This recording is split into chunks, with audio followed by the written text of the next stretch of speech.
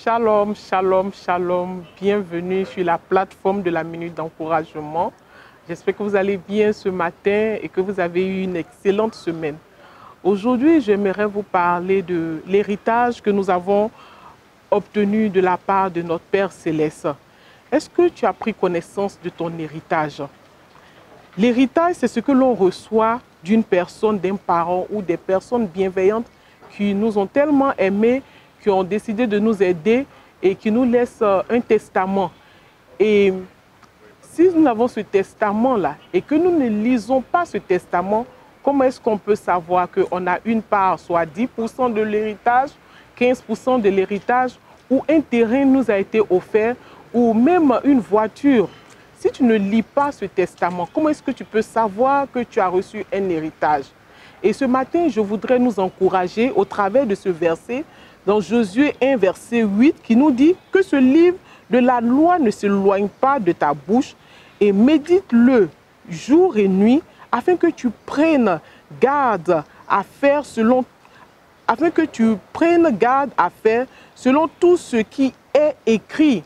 Si tu ne lis pas, tu ne peux pas savoir ce que ton Père Céleste t'a demandé de faire. Jésus s'est donné à la croix pour toi. Et la parole dit dans Jean 3, verset 16, car Dieu a tant aimé son Fils. C'est par amour généralement qu'on laisse un héritage à son enfant ou à une personne lambda qu'on a appréciée. Et on dit, je t'offre ce terrain ou bien je te donne tel montant de mon héritage. Mais si cette personne-là ne t'a pas dit, ou le papier sur lequel la personne a écrit, et que tu ne prends pas connaissance de ce papier-là, ce qu'on appelle généralement le testament, tu ne prends pas connaissance de ce testament, comment est-ce que tu peux connaître les bénéfices, les gains que tu as, ou bien le don qu'on t'a donné? Donc ce matin, je voudrais vraiment t'encourager pour améliorer ta vie. Il faut lire la parole de Dieu.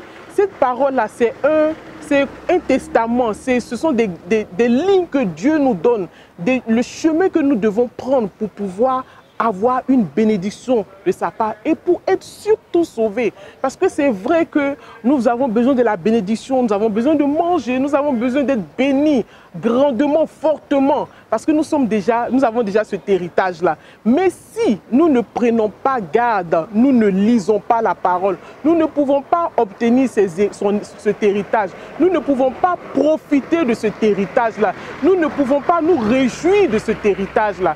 Donc ce matin, vraiment, je t'encourage. C'est vrai qu'on a des activités, comme notre évêque le dit souvent, trop d'activités tue la sensibilité. Dans ton activité, inclut la méditation de la parole de Dieu. Si tu ne médites pas la parole de Dieu, si tu ne prends pas connaissance de cet héritage, mais tu vas marcher dans le vide, tu vas marcher dans le flou, tu vas marcher sans direction, tu vas marcher sans conduite en fait. Donc je t'encourage ce matin à méditer la parole de Dieu, à prendre connaissance de la parole de Dieu, et tu verras que ta vie va s'améliorer. Tu verras que ta vie va changer et tu verras que tu marches, tu as pris le bon chemin, tu as fait le bon choix. Mais si tu ne médites pas cela, les gens viendront te dire que la parole de Dieu a dit cela. Mais tu ne connais pas, tu ne peux pas rester ferme et dire non, c'est faux. Donc, médite la parole de Dieu. Prends connaissance de la parole de Dieu et tu verras que la gloire de Dieu va se manifester dans ta vie. J'espère que ce message te fera du bien et que tu vas prendre connaissance vraiment de la parole de Dieu, de la méditer chaque jour.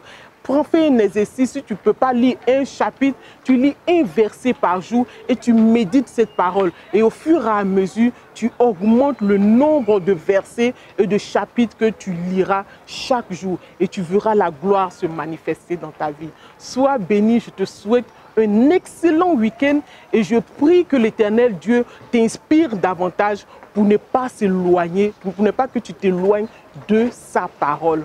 Que la gloire de l'Éternel soit avec nous et que la paix de Dieu soit avec nous au nom puissant de Jésus. Amen. Je vous invite à aller à l'église le dimanche.